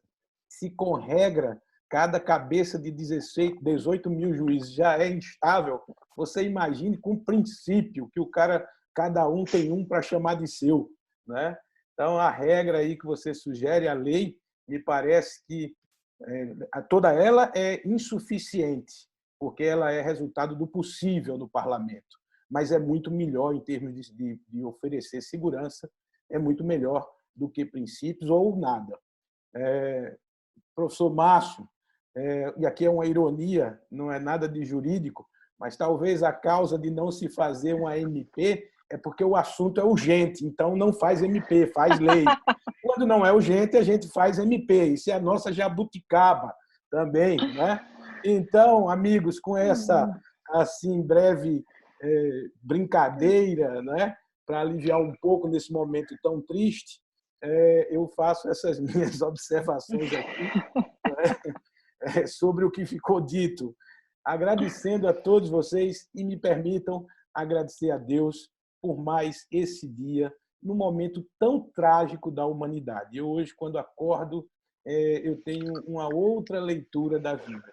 Quem sabe, professor, essa pandemia que pôs em xeque todas as estruturas do conhecimento humano, o financeiro, o jurídico, o econômico, o político, o humano, nós estamos nos tornando solidários, né? Nós estamos nos encontrando, mesmo distantes, nós estamos dispostos a abrir o coração. Quem sabe essa realidade dura não tenha esse propósito positivo. E aí eu quero lançar o meu olhar por aquele meio copo cheio, que eu acho que ainda tem esperança, não é? Então, encerro a minha participação com essas palavras, agradecendo ao Ivanildo, meu querido amigo, agradecendo a todos vocês, dizendo a quem ficou até aqui, até agora, amanhã tem live às 19 horas sobre federalismo em tempo de crise, tá bom?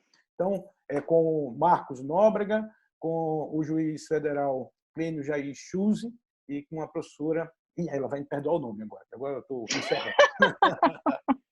Tá bom? Mas é lá de São Paulo. Professora. Ajuda aí, ô Antônio. Muito obrigado. Embora. Muito obrigado a todos vocês. Um grande abraço. Obrigado. Obrigado, Ivo. Obrigado, Márcio. Obrigado, Ivanildo. Obrigado, professora. Sejam bem-vindos. Tchau, muito obrigado. Tchau, Obrigado a vocês. Tchau. A todos. Tchau, tchau. Boa noite. Raquel Andrade. Doutora Raquel Andrade. Tchau.